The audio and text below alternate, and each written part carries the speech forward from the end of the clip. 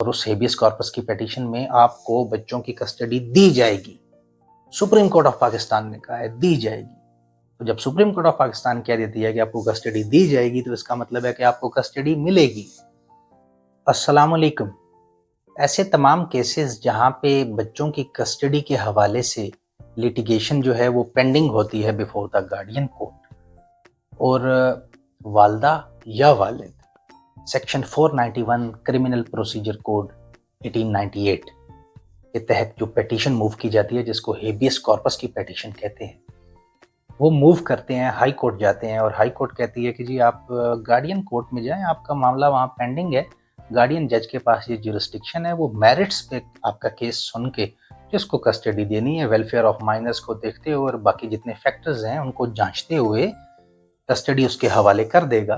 तो आपकी पिटीशन अगर हाई कोर्ट डिसमिस कर देता है, तो मैं आपको एक बहुत रेलिवेंट केस से आगाह करने जा रहा हूँ। ये केस है honourable supreme court of Pakistan का। इसकी साइटेशन है 2018 SCMR पेज 427। इस केस में सुप्रीम कोर्ट ऑफ पाकिस्तान ने कुछ यूं करार दिया है कि in exceptional cases where the high court found that best interest and welfare of the minor demanded that custody be immediately restored to the person who was lawfully holding such custody before being deprived of the same, the court was not stripped of jurisdiction to pass appropriate order under section 491 CRPC, जिसमें वो direct करेगी कि custody hand over की जाए उस शख्स को जिसके पास इन केसेस के इनिशिएट होने से पहले कस्टडी थी।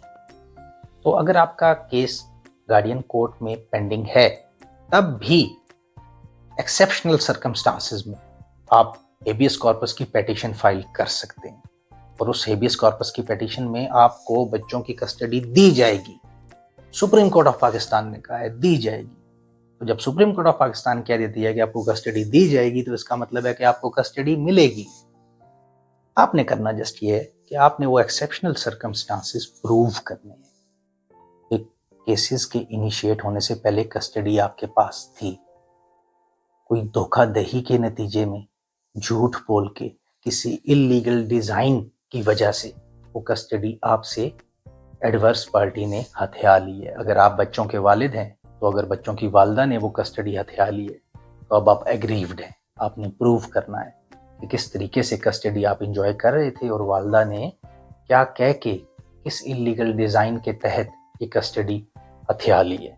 और अगर आप बच्चों की वालदा हैं, तो बच्चों के वालिद ने किस तरीके से, अगर गार्डियनशिप सर्टिफिकेट हासिल करके कोई झूठ बोल के और एक इलीगल डिज़ाइन को अपनाते हुए आपसे बच्चों की कस्टडी हथिया ली है, तो अब आप हेबियस कॉर्पस की पिटीशन फाइल कर सकते हैं। और इस हेबियस कॉर्पस की पिटीशन को डिसाइड करने के लिए कुछ फैक्टर्स हैं, जिनके बारे में सुप्रीम कोर्ट ऑफ पाकिस्तान ने इसी जजमेंट में कुछ यूं करार दिया है कि habeas corpus petition filed before high court for recovery of children during pendency of proceedings before guardian court। जैसे कि मैं अभी आपको बता रहा था कि अगर आपने पिटीशन फाइल की है हेबियस कॉर्पस की और आपका केस पेंडिंग है बिफोर द गार्डियन कोर्ट, तो अब कुछ फैक्टर्स हैं जिनमें tender as of the minor जो है वो तो है ही है कि बच्चों की उम्र अगर छोटी है तो ये एक बड़ा कंसिडरेबल फैक्टर है। लेकिन इसके अलावा भी कुछ फैक्टर्स हैं जिनको सुप्रीम कोर्ट ऑफ पाकिस्तान ने बयान किया है, जिनमें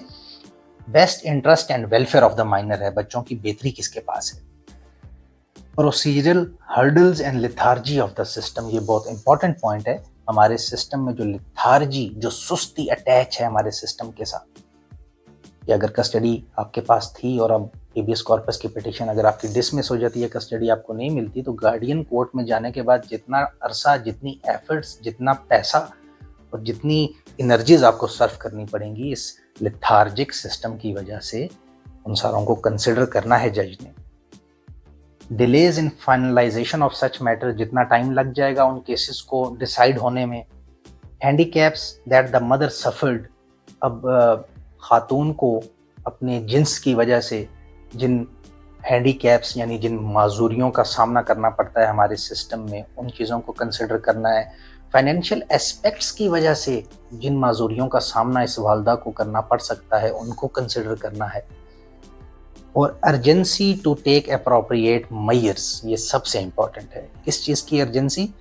to minimise trauma emotional stress, educational loss of the child, ये तमाम फैक्टर्स जो हैं हाई कोर्ट ने कंसिडर करने हैं और आपने इन फैक्टर्स को सामने रखते हुए अपना एक गुड केस प्रेजेंट करना है before the relevant high court. और इस जजमेंट की रोशनी में वो हाई कोर्ट आपको बच्चों की कस्टडी ग्रांट करेगी एज एन इंटरिम मेयर, अगर आपका केस फॉल करता होगा इन एक्सेप्शनल सर्कमस्टांसेस में।